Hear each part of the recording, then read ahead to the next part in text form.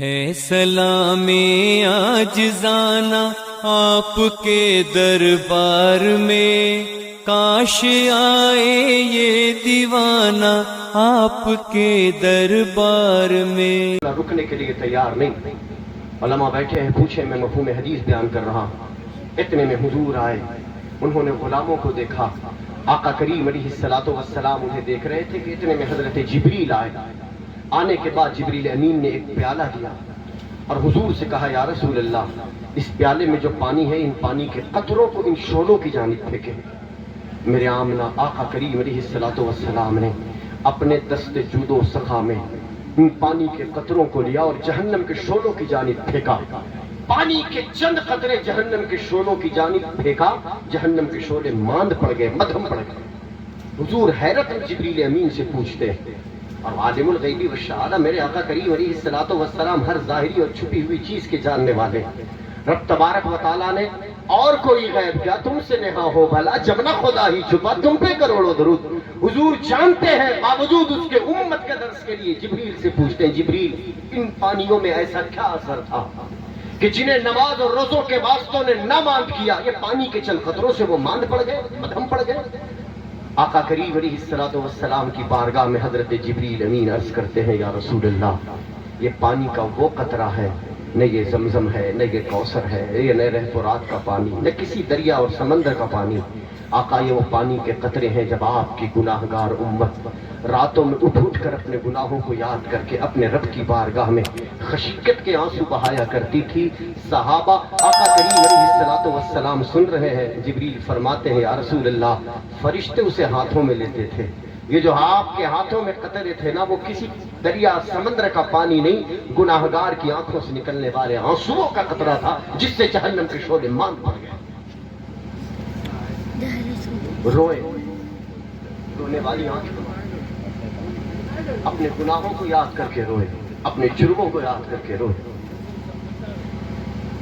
کون سا ایسا دن ہے کہ جس میں ہم نے اللہ تبارک و تعالیٰ کو راضی کیا؟ اور کوئی رات ایسی گزارے تو صحیح کہ جب رات میں سوئے تو بستر پر نیند آنے سے پہلے یہ موبائل پر دوستوں سے باتیں کرنا،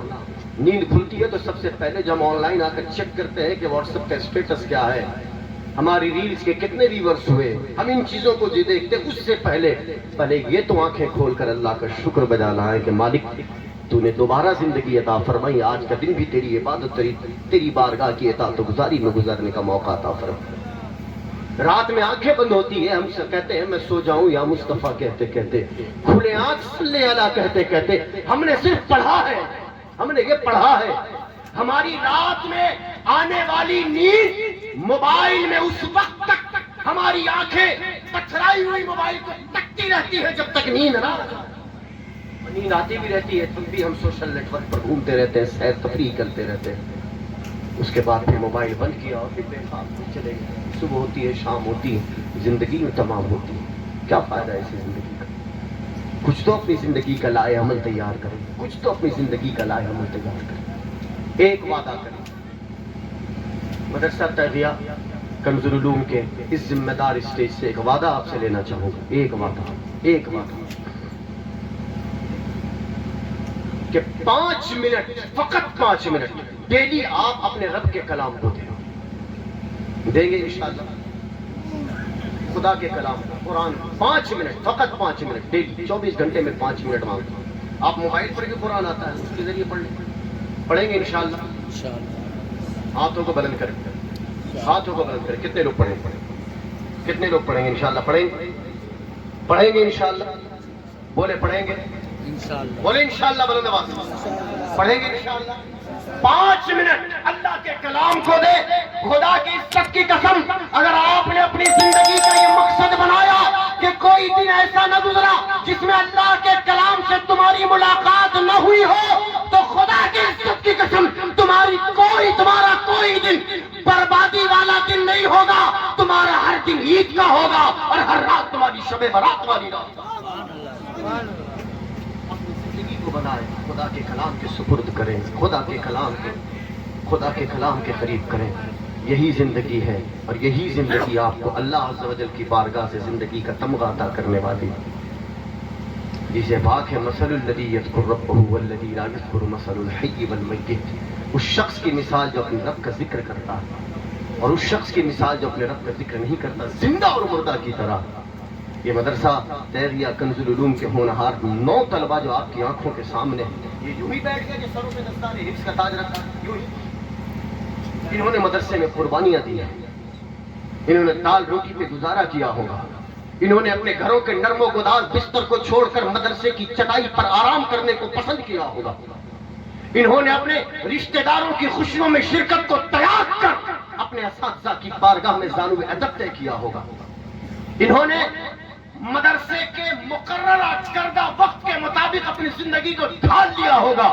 اور یہی وجہ ہے کہ کل تک جو اپنے محلے میں پپو، ببلو اور راجو کے نام سے پکارے جاتے تھے، کہ جن کے نام کے آگے ارے لگایا جاتا تھا، آج وہی گاؤں والے